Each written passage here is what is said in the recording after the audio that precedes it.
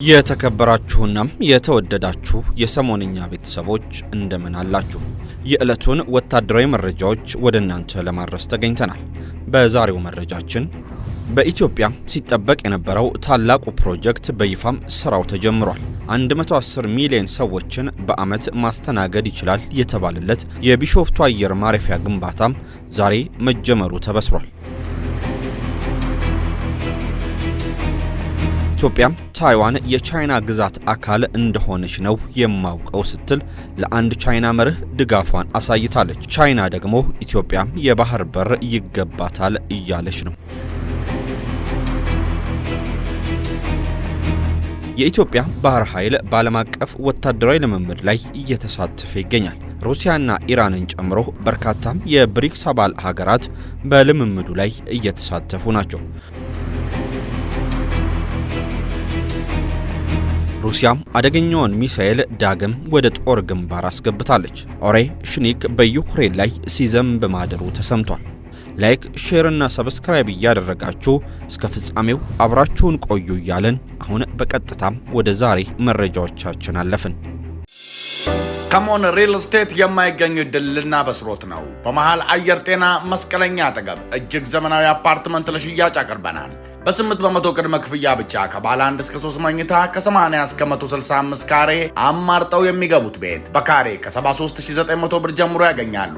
100% ለሚከፍሉ በካሬ 51730 ብር ቤቶን በፈጣኑ በእጆ ማድረግ ይችላሉ። ከፈለጉ ቤቱን እየኖሩበት አረፍ ብለው በ10 ዓመት የሚከፍሉት ከወለድ ነፃ 50% ባንክ ብድርን ማመቻችተናል። እኛ ጋር ሁሉም ሙሉ ነው። መዋኛ ገንዳ፣ የልጆች መጫወቻ፣ ትምህርት ቤት፣ የሕክምና ተቋም፣ ዘመናዊ ፓርኪንግ ከተዋበ አረንጓዴ አካባቢ ጋር እንዲሁም የከርሰ ምድር ውሃና ጀነሬተር ያሟላ ነው። ሌላም አጓጊ አማራጭ አለን። እርስዎ ቅድመ ክፍያውን ከፍ ሲያደርጉ እኛም ከ5 እስከ 30% ልዩ ቅናሽ እናደርግሎታለን። ከ20 እስከ 80 ካሬ ስፋት ያላቸው የንግድ ሱቆችም አሉን።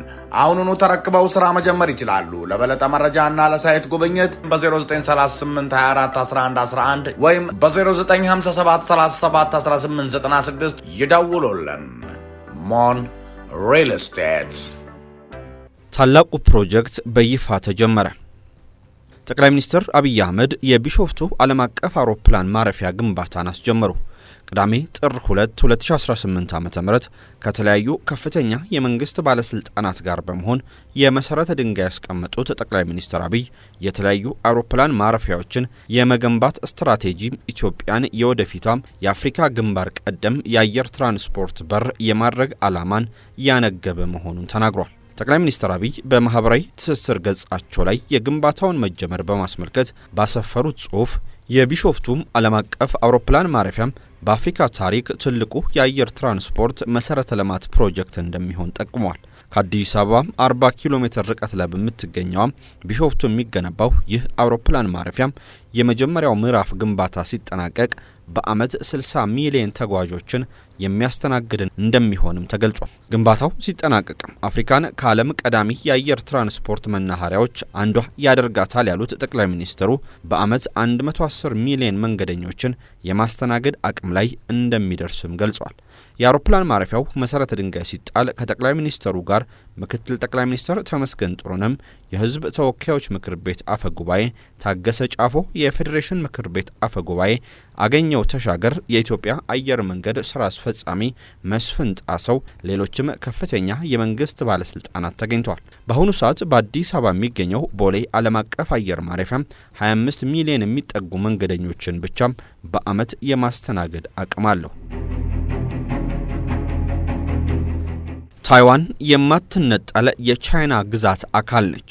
ኢትዮጵያ የውጭ ጉዳይ ሚኒስትሯን ወደ ኢትዮጵያ የላከችው ቻይናም የቀጠናው ሀገራት ሉዓላዊነትና የግዛት አንድነትን ባከበረ መልኩ የማሪታይም ሎጂስቲክስ ትስስራቸውን ለማጠናከር የሚያደርጉትን እንቅስቃሴ እንደምትደግፍ አስታውቃለች።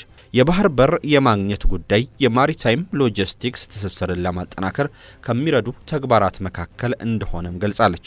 ኢትዮጵያ በበኩሏ ታይዋን የማትነጠል የቻይና ግዛት አካል እንደሆነች በመግለጽ ለአንድ ቻይና መርህ ያላትን ቁርጠኝነት አረጋግጣለች።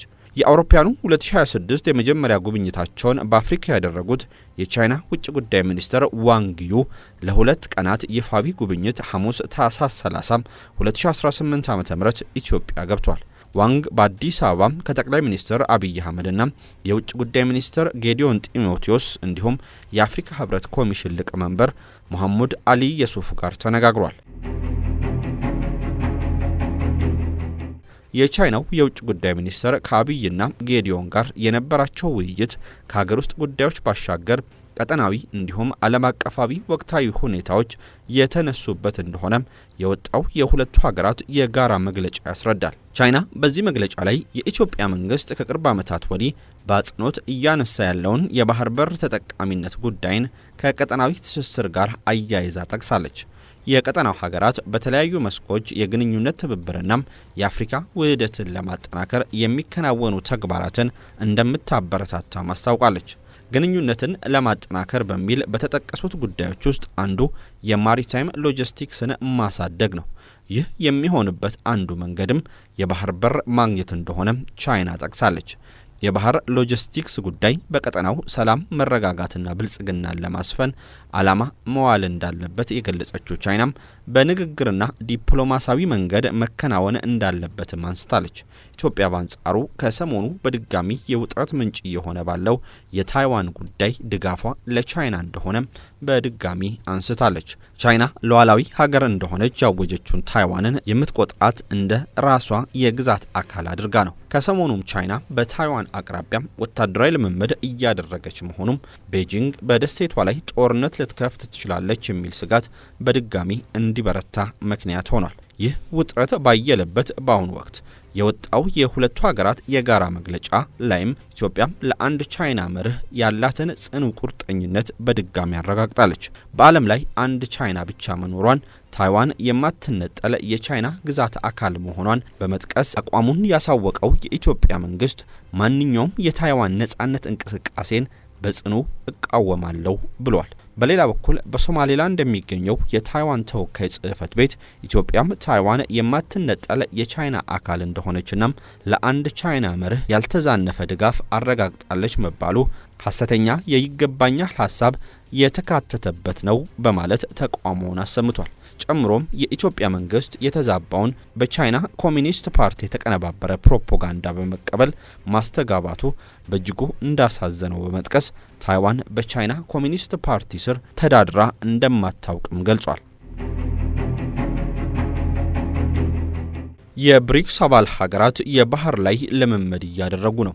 ኢትዮጵያም ተሳታፊ ነች።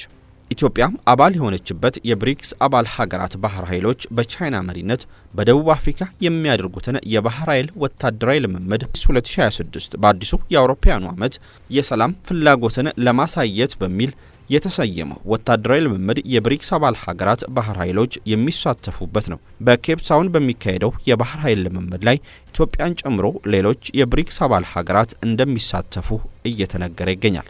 የአስተናጋጇ ደቡብ አፍሪካ ብሔራዊ የመከላከያ ኃይል እንዳስታወቀው በቻይና መሪነት የሚደረገው ይህ ወታደራዊ ልምምድ ለ7 ቀናት የሚቆይ ሲሆን ብራዚል፣ ሩሲያ፣ ህንድ፣ ግብጽ፣ ኢራን፣ ሳውዲ አረቢያም የተባበሩት አረብ ኤሚሬትስና ኢንዶኔዥያ ተሳታፊ ይሆናሉ።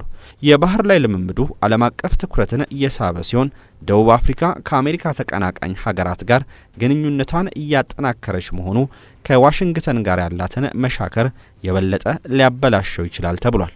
በልምምዱ ላይ የቻይናና የኢራን ጦር መርከቦች ወደ ደቡብ አፍሪካም የባህር ኃይል የጦር ሰፈር የደረሱ ሲሆን የሩሲያ የጦር መርከቦችም እንደሚኖሩ ተነግሯል። የባህር ላይ ደህንነት ላይ ያተኮረ ነው ስትል ደቡብ አፍሪካ አስታውቃለች።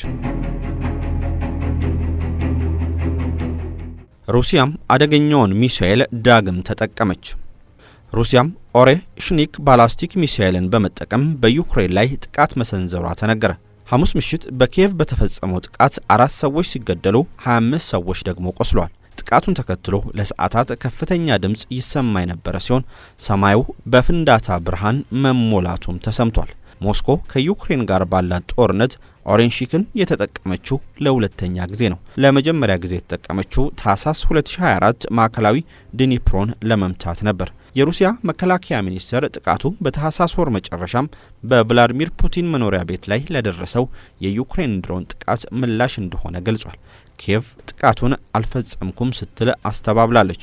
ሚኒስተሩ የኦሬንሽክ ጥቃት ኢላማ ምን እንደሆነ ባይገልጽም እኩለ ሌሊት በፊት የወጡ የማህበራዊ ሚዲያ ቪዲዮዎች በምዕራባዊቷ የላይቪቭ ከተማ ዳርቻ ላይ በርካታ ፍንዳታዎች እንደነበሩ አሳይቷል።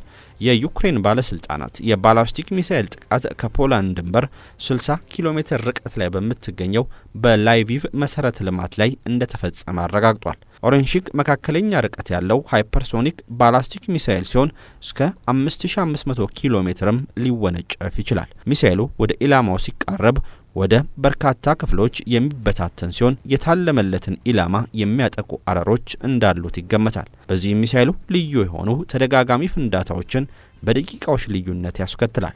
እንዲህ አይነቱ ጥቃት ከአውሮፓ ህብረትና ከኔቶ ድንበር አቅራቢያ መፈጸሙ ለአውሮፓም ሀገር ደህንነት ከባድ ስጋትና ለትራንስ አትላንቲክ ማህበረሰብ ፈተና ነው ሲሉ የዩክሬን ውጭ ጉዳይ ሚኒስትር አንድሪ ሲባ ተናግሯል።